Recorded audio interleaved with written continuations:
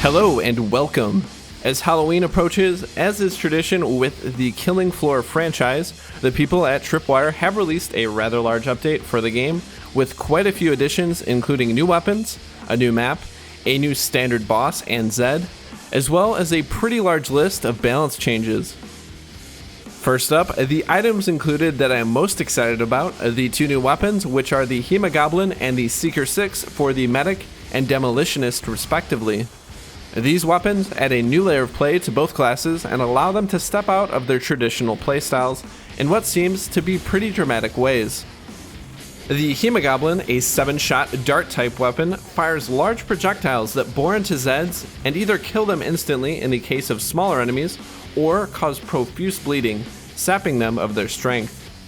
Enemies will appear visibly emaciated when the Goblin's bleed effect has taken place, and it appears to reduce damage done by 33%, as well as make them much more susceptible to in-cap and afflictions such as stun, stumble, and knockdown. While this weapon lacks the ability to practically kill enemies, being able to reduce a Zed's damage paired with a Medic's Tier 4 damage resistance skill can allow you and your teammates to absorb more punishment, especially when up against Fleshpounds and Skrakes. Next up, the Seeker 6 provides the Demolitionist finally with something more than a single-shot explosive weapon, and one with a smaller explosive charge, making it more economical when dealing with lone or small groups of Zeds. In a similar fashion to the Railgun, the Seeker can lock on and track Zeds, however will target center of mass as opposed to weak points.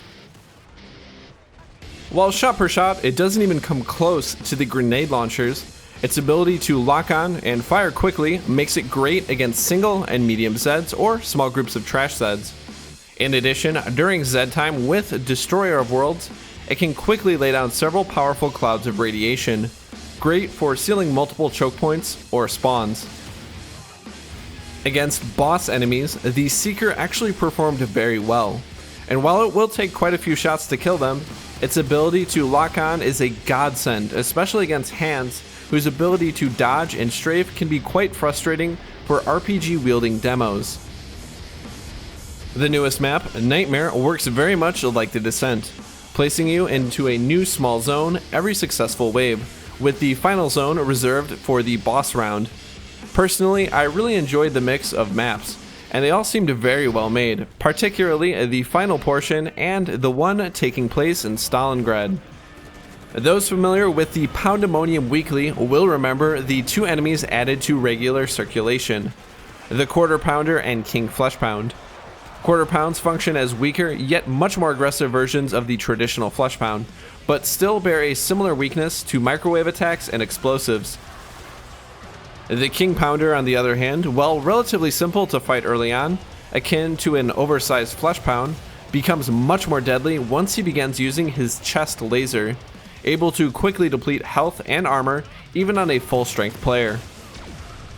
A new system was also added to the game, known as the Dosh Vault, allowing players to unlock cases for extra Dosh earned in-game by completing the brand new daily and familiar weekly challenges. Like the prior crates, they will contain various items, however these are non-tradable and non-marketable. On the balance side, normal difficulty saw a massive decrease in, difficulty, as many Zeds now deal less than half of their original damage, including Sirens, Husks, and Gorefasts.